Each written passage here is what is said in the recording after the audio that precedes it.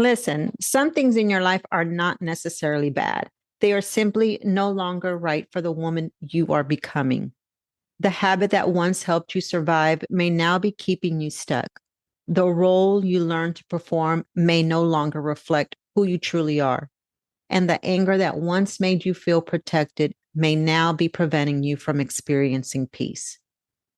Maybe the expectation you have been carrying does not even belong to you. But releasing something familiar can feel frightening, even when you know it's time, because sometimes what God is asking you to release has become so connected to your identity that you no longer know who you are without it.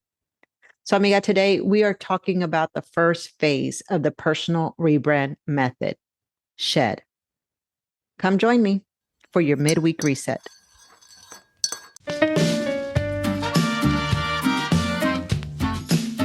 Okay, amiga, let's talk. There comes a moment when growth calls you higher and you're trying to figure it out all by yourself. You're evolving, you're questioning, you're rebuilding, and maybe you're wondering, what's next? Girl, I'm so glad you're here. Welcome to Extreme Rebrand, a Mommy on a Mission podcast, a space for women ready to heal, rebuild, and walk confidently in their God-given purpose. If you're ready for your next level, then I'm your girl. I'm Mariana, founder of Mommy on a Mission and creator of the Empower Her program, and I'm ready to meet you right where you are. So pour your cafecito and sit with me for a while. This is your Cafecito Hour. Hey, welcome back, amiga, to the Extreme Rebrand, a Mommy on a Mission podcast, the space where faith meets identity, healing leads to action, and women learn how to move forward without losing themselves in the process. I'm Mariana, your personal rebrand strategist, certified biblical life coach, and your amiga for the next few minutes. So grab your cafecito, grab your lunch, or settle in wherever you are, because this is your midweek reset. So, last week, I reintroduced the personal rebrand method and walked you through the complete journey: shed, renew, build, and live. And today, we are slowing down and beginning with shed, the phase that asks, what am I carrying that no longer belongs in my next season? I don't ask you that question as someone who has mastered letting go, because believe me, I have not. There are still things that I have inside that bag of mine that I'm having to empty out. I ask it as a woman who has had to release relationships, roles, anger, disappointment, pride, control, timelines, and versions of myself that could not follow me into the life God was building. Some things I released willingly, other things I held on to much longer than I should have. So today we're going to visit Hebrews 12:1, and it says, "Let us throw off everything that hinders and the sin that so easily entangles, and let us run with perseverance the race marked out for us." The author tells us to throw off what hinders us, right? Which means something does not have to be sinful to become heavy. It may simply be interfering with your ability to move forward. It may be an expectation, a mindset, an old identity, a commitment you made in a different season, or a responsibility you accepted because you didn't know how to say no. It may even be a hurt you continue carrying because you don't know what releasing it will require. And sometimes we hold on to things because they're familiar, not because they're fruitful.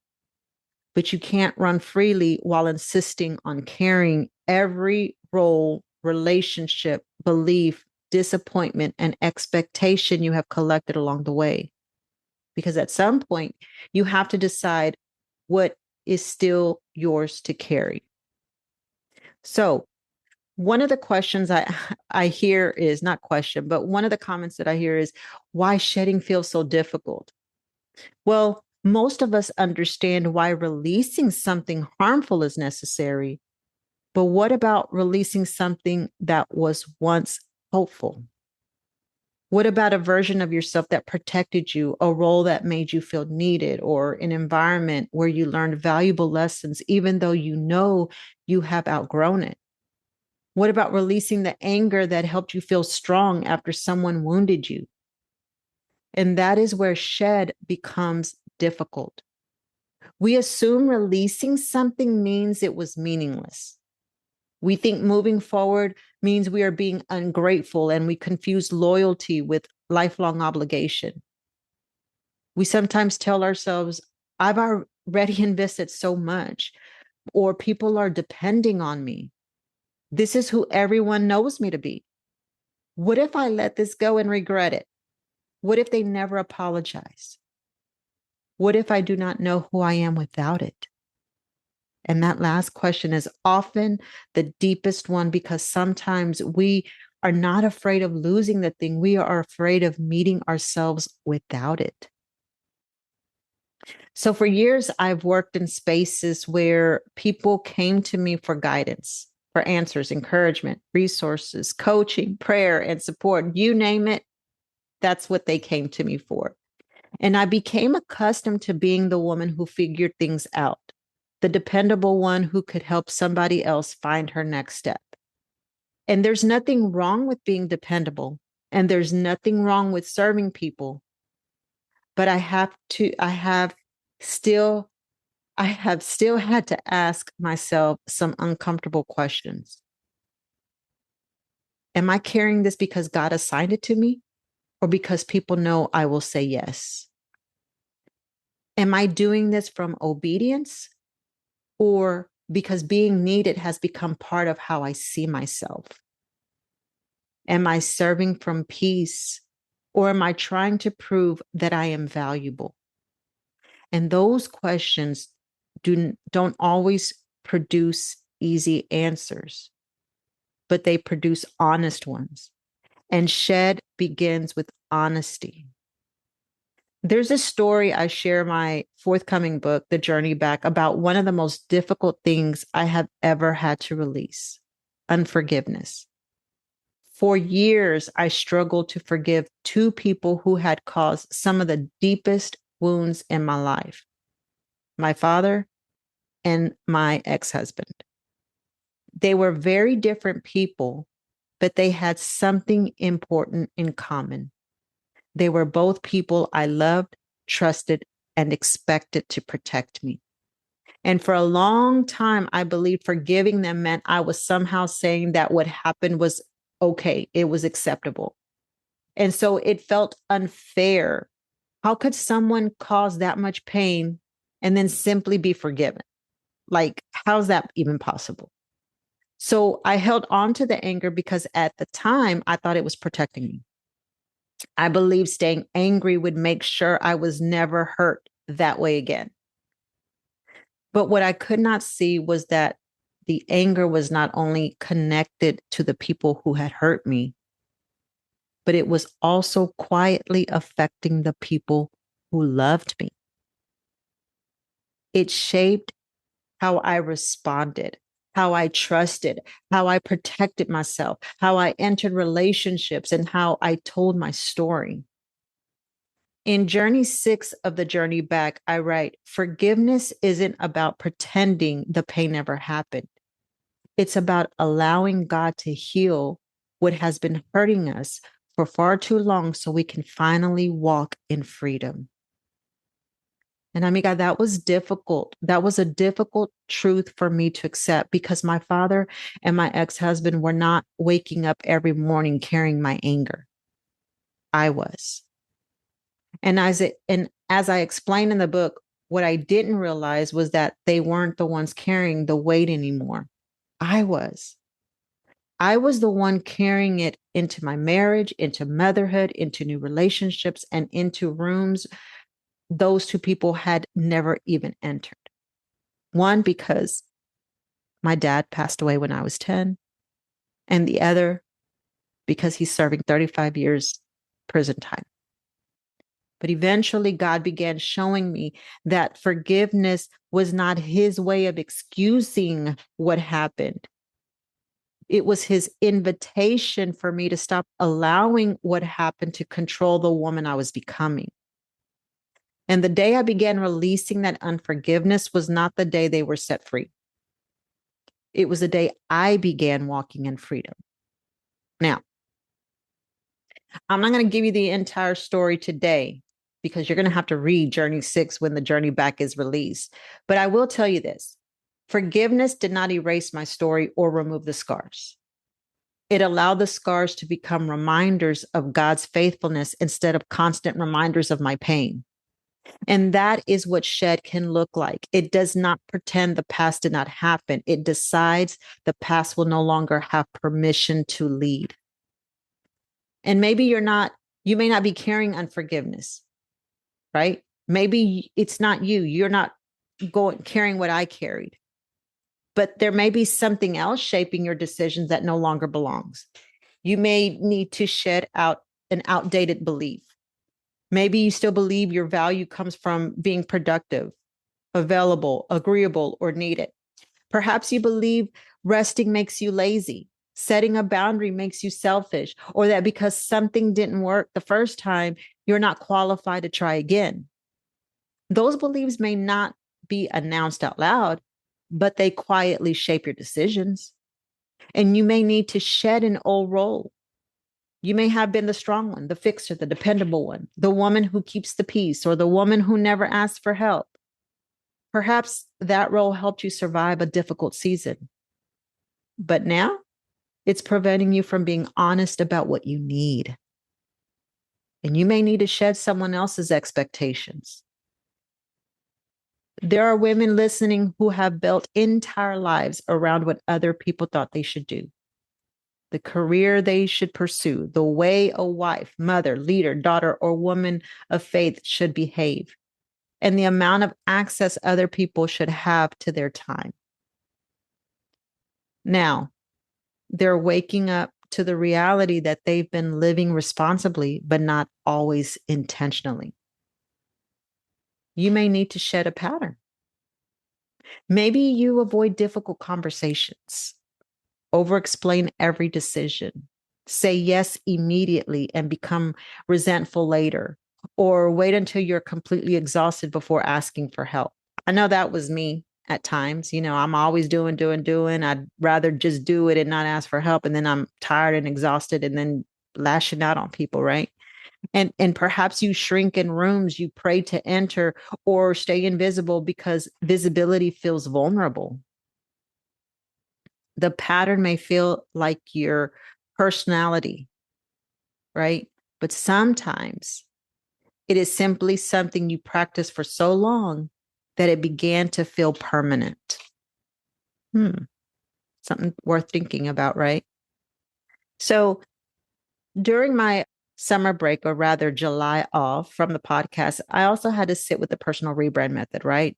The work had grown, the vision had become clear, and the woman I was called to serve had become clearer now. However, I was still trying to explain the method using pieces of an earlier version, as I described in last week's episode. There were ideas, descriptions, structures, and language that helped me get started, but they no longer communicated the depth of what the personal rebrand method had become. I had invested time in those things. I had created materials, written content, and thought through names, frameworks, and offers, right? And it would have been easy to keep everything simply because I had worked hard on it. But holding on to the older version was not honoring the work. It was limiting it. I had to release some things, not because they were failures, but because they were complete. And I mean, that distinction matters. Something can be good and still be complete. Something can have helped you and still not belong in your next season. Something can have been part of God's process without being his final instruction. Or sometimes shedding means releasing something painful. Sometimes it means releasing something familiar. And sometimes it means releasing something good so you can faithfully steward what God is doing next. And releasing an old version of yourself does not mean You hate who she was. And I don't want to use the word hate because it's such a strong word, but releasing an old version of yourself doesn't mean that you, like who she was, right? Doesn't mean that you dislike her or that you don't want to be that person anymore. It just simply means that she may have done the best she could with the tools, understanding, and support she had. Because let me tell you something. When I had to let go of old way thinking, of discipline, let me just put it that way. There was a way that I was brought up. And so I brought that into, you know, my journey of motherhood. And I was trying to do what was done to me, the hard fist, the chancla, all of those things, right? And I didn't like that person because the more I started to learn about myself, the more I started to learn about who God was, and the more that I started to implement some of the things that God was teaching me in my life, I felt like I didn't like who I was anymore, but I didn't know quite how to let that person go because for such a long time, that was a person that was, carrying me through, especially during survival seasons. And again, I wasn't perfect. I was only doing the best that I could with what I had.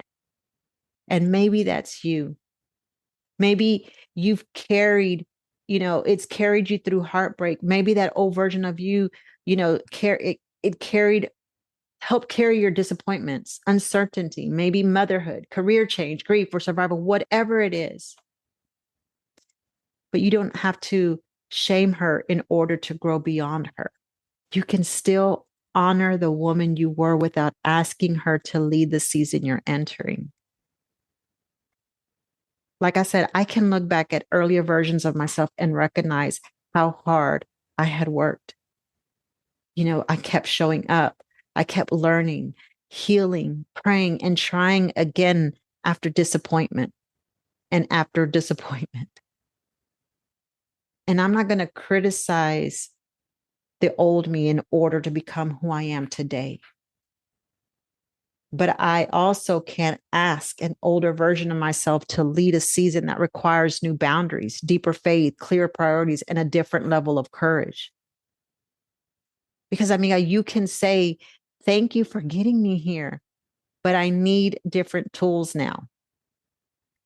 Or you could say, this protected me once, but it's limiting me today. Or this role mattered, but it's no longer my entire identity. Or that season was valuable, but it is complete.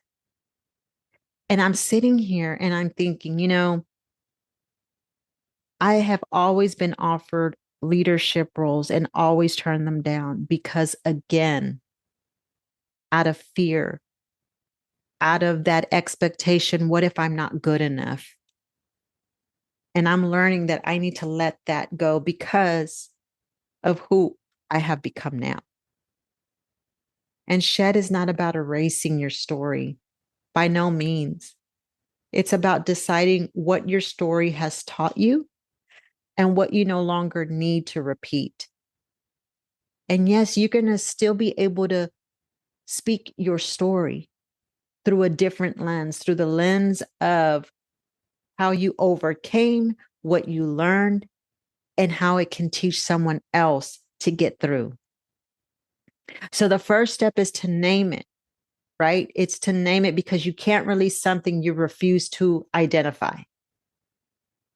What feels heavy or forced? Where are you constantly frustrated, resentful, depleted, or pretending? These are the 3 steps to begin shedding, okay? This is what I'm sharing with you. I need you to pay attention to the areas where you keep saying, this is just the way that it is. That sentence may be hiding something you've stopped questioning. Sometimes we become so accustomed to carrying something that we don't realize how heavy it is until we finally put it down. The second step is to understand it. Ask yourself, when did I begin believing this? Whatever this is. What did this habit, role, emotion, or belief help me avoid? Or what did it protect me from? What has it cost me? Because when you understand the pattern, it'll help you release it with wisdom instead of shame. My anger once made me feel protected. Okay. Always being strong once helped me survive, and taking care of everything once helped me feel secure. Those patterns were not pointless, but their original purpose may be complete now. The third step is to choose your next response, because releasing is not only emotional, it usually requires a decision. You have to decide when to let something go. You may need to have a conversation or change a commitment, establish a boundary, ask for help, begin forgiving someone, or stop volunteering for responsibilities that don't belong to you. You may also need to allow someone to be disappointed without rushing to fix their feelings.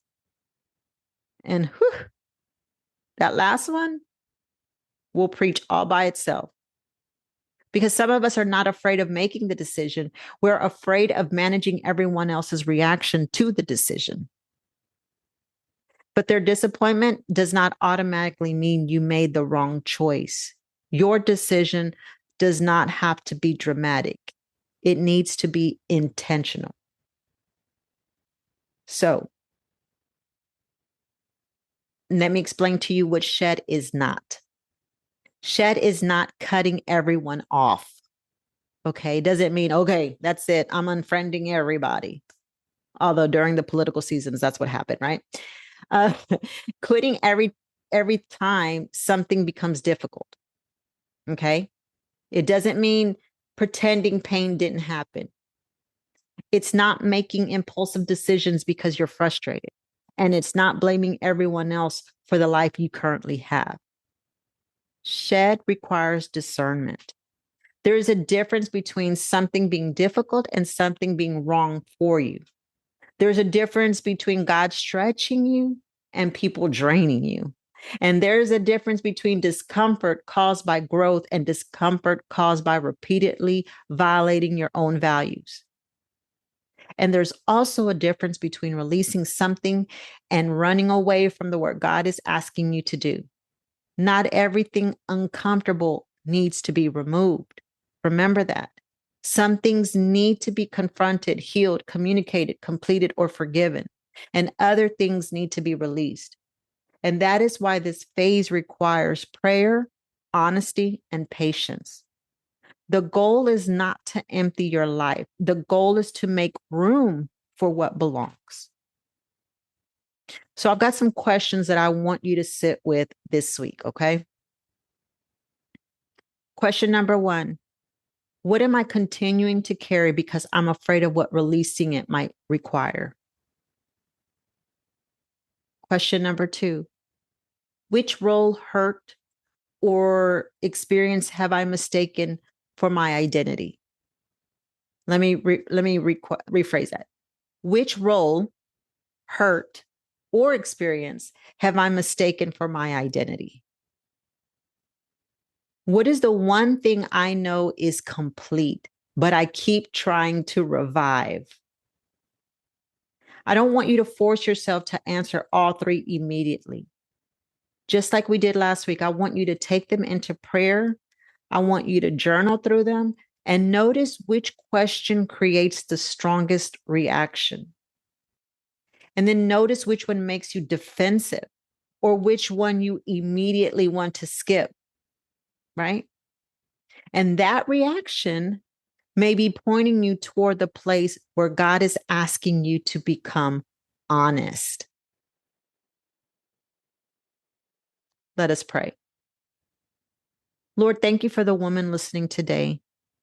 Give her the wisdom to recognize what belongs in this season and what she has continued carrying out of fear, guilt, anger, habit, or obligation. Show her the beliefs, roles, expectations, wounds, and patterns that are making it difficult for her to move freely. Help her release without shame and honor what the past taught her without remaining trapped inside, and give her discernment so she doesn't have to make decisions from anger or exhaustion, but from truth, from wisdom and obedience. Where there's unforgiveness, begin the work of healing. Where there is resentment, show her what she has been carrying. And where there's fear, remind her that you will meet her in every act of obedience. Remind her that releasing what is complete is not failure. Sometimes it's faith. And give her the courage to stop reviving what you have already released from her. Teach her to trust that she doesn't have to carry everything into the next season in order to honor where she's been. Give her courage, Lord, to make room for what you are doing next in her life. In Jesus' mighty name, amen. Amiga, your assignment this week is simple. Name one thing you are ready to stop carrying. Don't try to rebuild your whole life in one afternoon or make a list of 20 things and overwhelm yourself before you even begin. Just tell the truth about one thing. Write it down, pray over it, and ask yourself what purpose it once served and what it's costing you today. Then identify the next decision connected to it. Maybe that decision is a conversation or a boundary, or maybe it's even asking for help or beginning the process of forgiveness. Or maybe it's simply admitting that the season is complete, as we shared before. And as I share in, again, the journey back, following Jesus has required me to surrender everything, not all at once, but little by little. And there were seasons when he asked me to surrender my pride, my control, my timeline, and even my need to understand everything he was doing. And looking back now, I don't regret what I placed in his hands, because every time I surrendered something, he gave me something greater in return. The journey back, rediscovering the woman God created you to be, is coming this fall. And throughout this series, I'm going to continue sharing a few moments from the book with you, but just enough to make you want to keep turning the pages. And next week, we're moving into renew, because releasing the old creates space, but that space must be filled with truth. And we're going to talk about returning to what God says, changing the beliefs that have shaped your decisions, and rebuilding the way you see yourself.